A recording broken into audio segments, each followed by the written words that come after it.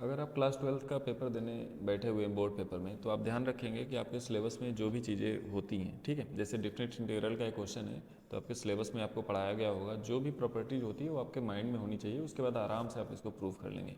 तो यहाँ पे देखें हम लोग कैसे इसको प्रूव करने वाले हैं। कभी भी अगर डेफिनेट इंटीग्रल क्वेश्चन आ जाए, तो इसमें क्या करना है आपको, सबसे पहले आई लेट करना है जो भी क्वेश्चन दिया रहे, उसके बाद जीरो से जो भी क्वेश्चन है आप इसको नोट कर लीजिए, log sine x D X, ठीक है। उसके बाद इसको आप सबसे पहले मान लीजिए एक ही फर्स्ट इक्वेशन आपकी होगी। उसके बाद यहाँ पे आप प्रॉपर्टी के यूज करेंगे। तो यहाँ पे देखिए प्रॉपर्टी कौन सी यूज हो सकती है, zero to A F X D X. तो और ये मान चलिए कि जो जितने भी क्वेश्चन होते हैं जिसमें पाई बाई टू दिया होता है, वहाँ पे ये प्रॉपर्टी 99% लगती है।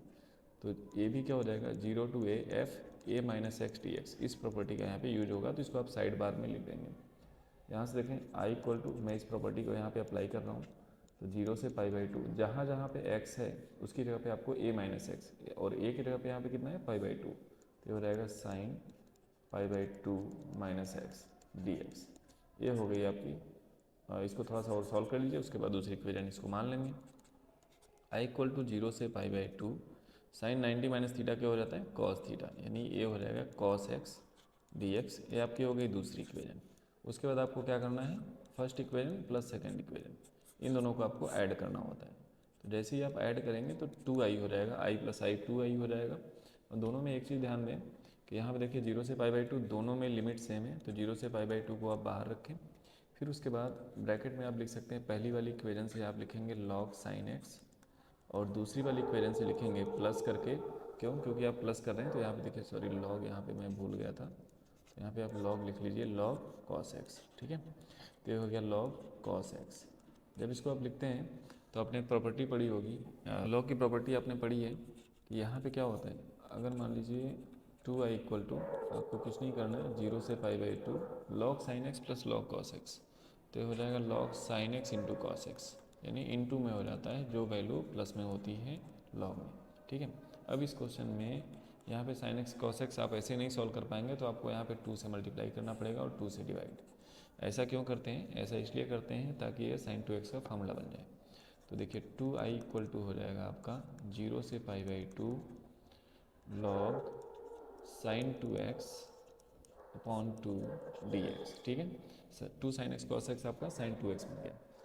यहाँ पे देखिए m अपॉन एन है, लॉग में m अपॉन एन होता है, यानी डिवाइड में होता है, तो आपको इसको माइनस में लिखना होता है। तो जीरो से pi by two sign two x D x minus, एक बार फिर से लिमिट लगा देंगे, जीरो से pi by two log to D X.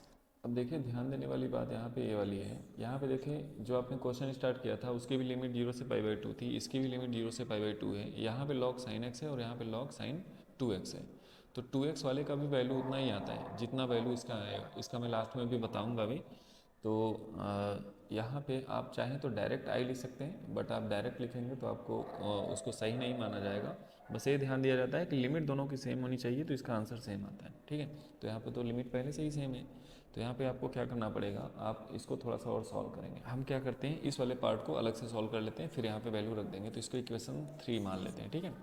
तो जीरो से pi by two log sine two X को अब हम लोग सॉल्व कर रहे हैं अलग से, ठीक है। तो इसको हम लोग मान लेते हैं कि ये हमारा क्या है, आई वन मान लेते हैं इसको, ठीक है, कि ये हमारा आई वन है, इसकी वैल्यू देखते हैं कितनी आती है। तो आपको यहाँ पे क्या करना पड़ेगा, टू एक्स को टी मानेंगे, टू एक्स को टी मानेंगे, तो टू एक्स का डिफ्रेंसीसन वन, और इसका हो जाएगा D T upon D X के रिस्पेक्ट में करेंगे तो यहाँ से आ जाएगा आपका D X equal to one by two D T, ठीक है, one by two D T. अब जब आपने इसको टी माना था तो आपकी लिमिट भी चेंज होगी, तो जब एक्स की वैल्यू जीरो है, ठीक है, फॉर लोअर लिमिट की बात करेंगे तो एक्स देखिए जीरो है, तो टी कितना होगा, यहाँ पे एक्स की जगह पे जीरो पुट करेंगे तो टी भी जीरो हो जाएगा।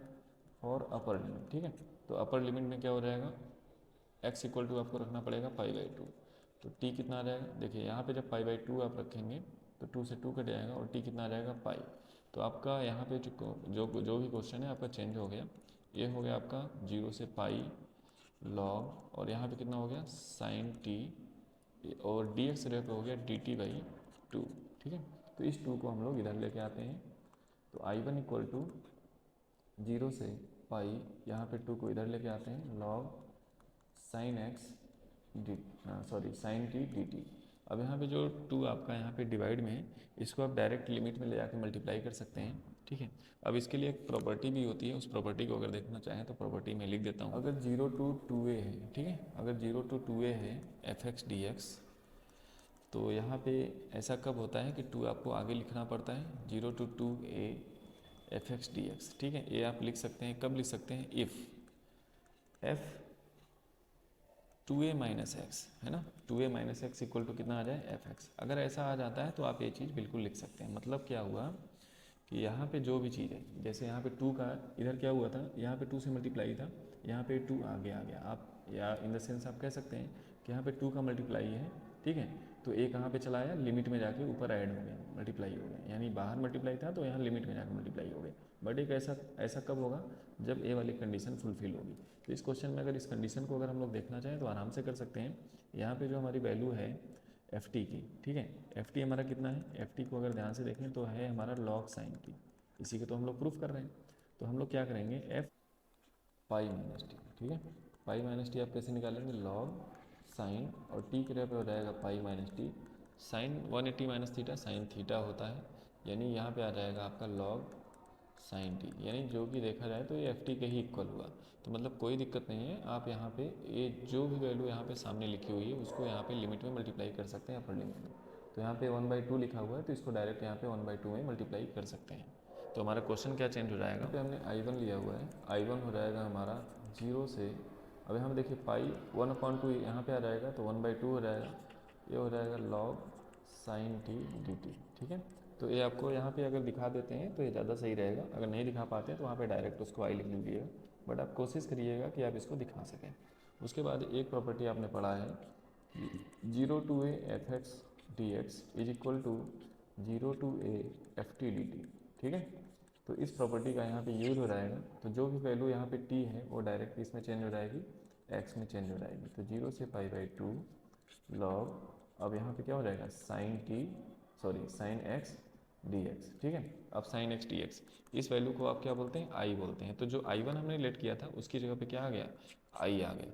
तो यहाँ पे पहली थर्ड वाली इक्वेशन को आप ध्यान से देखें, फ्रॉम इक्वेशन नंबर थर्ड, तो थर्ड में देखें 2i इज इक्वल टू, इस पूरे के जगह पे आपका क्या आ गया, i आ गया। तो i माइनस 0 से π/2 log 2 dx, ठीक है। तो इधर i आएगा तो इधर माइनस हो जाएगा, तो i इक्वल टू माइनस, अब log 2 तो आपका कांस्टेंट है, बाहर हो जाएगा, 1 का इंटीग्रेशन हो जाए, सॉरी x, 1 का इंटीग्रेशन कितना हो जाएगा, x हो जाएगा, और लिमिट को यहाँ पे आप पुट कर देंगे, ठीक है। तो जब यहाँ पे आप लिमिट पुट करेंगे तो आपका आंसर अब देखिए क्या रहेगा, log 2 ऐसे ही रहेगा, अपर लिमिट रखेंगे π/2, लोअर लिमिट रखेंगे 0, तो आपका आंसर आ गया माइनस π/2 log 2। तो ये आपका यहाँ से ये आंसर हो जाएगा, तो इसको आप ध्यान में रखेंगे। अब थोड़ा सा और ध्यान में रखते हैं, 0 से π/2 log sin x का जो आंसर आता है कितना आता है, माइनस π/2 log 2, ठीक है। अगर यहाँ पे अगर 2x हो जाए ना तो भी इसका आंसर कितना आएगा, माइनस π/2 log 2, ठीक है। तो बस इसको ध्यान में रखना है कि यहाँ पे लिमिट कितनी दी गई है, यहाँ π/2 है तो यहाँ π/2 आएगा, यहाँ पाई अगर रहेगा तो यहाँ पे पाई आ जाएगा, यहाँ π/4 रहेगा तो यहाँ पे π/4, बाकी यहाँ पे कोई फ़र्क नहीं पड़ता, साइन x है, साइन 2x है, साइन 4x है, सबका आंसर यही आता है, ठीक है। इसको आप ध्यान में रखेंगे। बाकी अगली वीडियोस के लिए आप चैनल को सब्सक्राइब कर लीजिए, आगे और भी इंपॉर्टेंट क्वेश्चन जो बोर्ड में आने वाले हैं मैं आपको यहाँ पे करवा के देने वाला हूँ, ठीक है।